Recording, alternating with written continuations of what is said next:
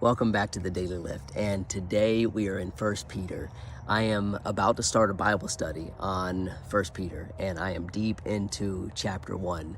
The way that I like to study is to read the chapters over and over and over again and watch the word come to life.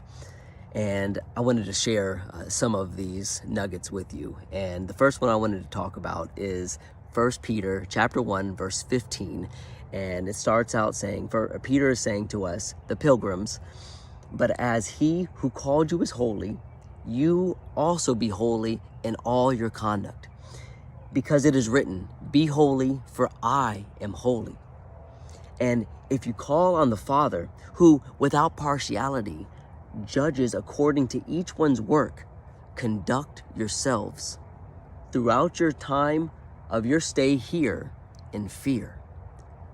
What is he saying here? Let's break this down. Peter's saying here, first off, you got to be holy. Christians, you have to live holy lives for at least two reasons. First off, God is holy. He instructs us, commands us, encourages us by his word and by his example to be holy, just like he is. How do we do this? The word holy means sanctified. It means being set apart. We are not to live our lives like the rest of the world. We're not to conform our lives in the ways that the world does, but we are to allow the word to transform our lives so that we are being more Christ-like.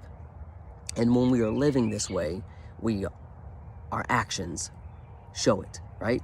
And so we are to be holy in all of our conduct, not just when we're at church, not when we are just saying we're Christians, but in all times, in all that we do. The second reason is because God is not a respecter of persons.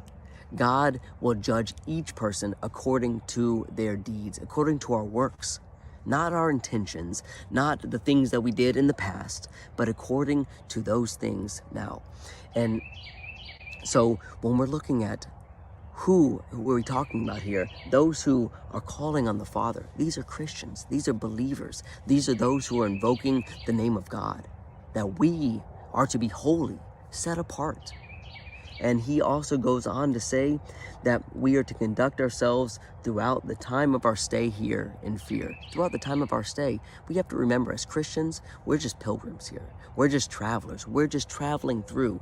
These homes that we live in, these bodies that we live in are temporary. They're temporary dwelling places for us. Remember that. As a Christian, this world is not our home. And so what do we do with all of this information? We are to conduct our lives here in fear.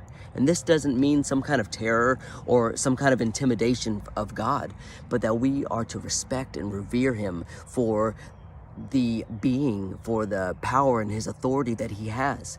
He is the almighty creator, and we need to treat him as such.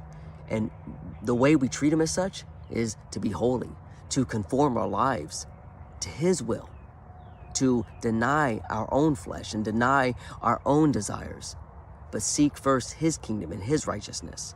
And that is how we are holy.